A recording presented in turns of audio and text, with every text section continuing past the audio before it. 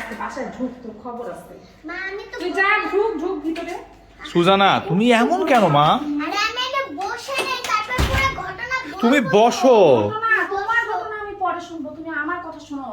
আমি তোমার মেয়েকে পাঠাইলাম, হ্যাঁ হ্যাঁ। ইফতার দেওয়ার, ভাবলাম যে ইফতার দেই ভাবিকে। হ্যাঁ। ইফতারের 15 মিনিট আগে আমি বললাম তুই যাবি, ইফতারটা দিবি, দরজা থেকে হ্যাঁ। চলে আসবি। হ্যাঁ। আমি এই দরজায় দাঁড়ায় আছি, হ্যাঁ। ওকে পাঠাইছি, তুই ইফতার দিয়ে চলে আসবি। সে আসার নাম নাই। এই তারপর সুজানা ভাবিকে কি ফোন সমস্যা কি? শুনো, এই যে আমাকে আমি যখন হলো ওকে সে ইফতারটা দিয়ে আসতেছিলাম না, খাবারটা দিয়ে আসতেছিলাম, তখন বললো আচ্ছা তুমি এত কষ্ট করে আসছো, তাহলে তুমি আমাদের বাসায় ইফতার করে তো আসো। তুমি ফোন দাও নাই? আমি ফোন দিছি, হ্যাঁ। ভাবিকে বলতেছে ভাবি সুজানাকে না পাঠাইলাম ইফতার দিয়ে, সুজানা কই? হ্যাঁ। বলতেছে আচ্ছা ভাবি আজকে না হয় সুজানা আমাদের সাথে ইফতার করুক। আমি বলছি না না ভাবি আমি এখানে আসি, এই দরকার নেই। তারপর বলছে না ও বসে পড়ছে, একটা মেয়ে বসে পড়ছে, ওকে আমি উঠাই দিতে পারি?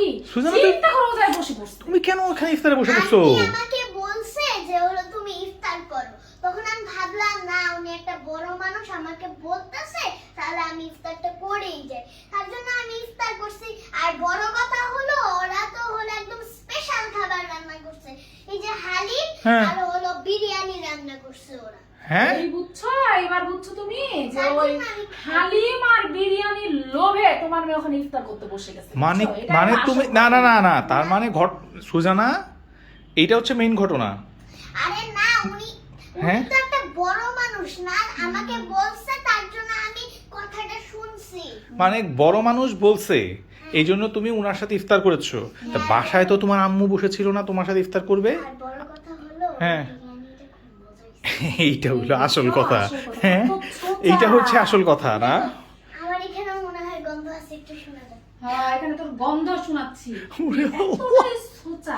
বিরিয়ানির স্মেলও আছে এখনো। হ্যাঁ আমি খাইছি, বাট হলো অনেক অল্প একটু বানাইছিল তো, তার জন্য তোমার জন্য আনতে চাইছিলাম, বাট আনতে পারলাম না, তার জন্য তো এখানে অনেক হালিম ছিল দেখে এটা আনছি। তুমি হালিম নিয়ে আসছো? হ্যাঁ, তোমাদের জন্য। তুমি চিন্তা করো আমার মেয়ের অবস্থা।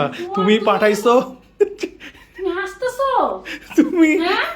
তোমার হাসি আসতেছে? চিন্তা করো আমি একটা মানুষ কি এই এই রান্না করেছি। আচ্ছা দাঁড়াও, আম্মু এই হালিমটা আনলা কেমনি? এটা ঘটনাটা বলো, কি বলছো? শুনো শুনো, হ্যাঁ। তখন আমি হলো যখন হালিমটা দেখলাম এতগুলো আছে, হ্যাঁ, হ্যাঁ। তখন আমি বললাম তেহারি তো নিতে পারলাম না, তাহলে আমাকে একটু হালিমটা আমার বাবা মার জন্য দিবেন, আর আমার বাবা মার জন্য একটু নিয়ে আসবো, আপনার কথা বলবো, প্রশংসা করবো। প্রশংসা করো।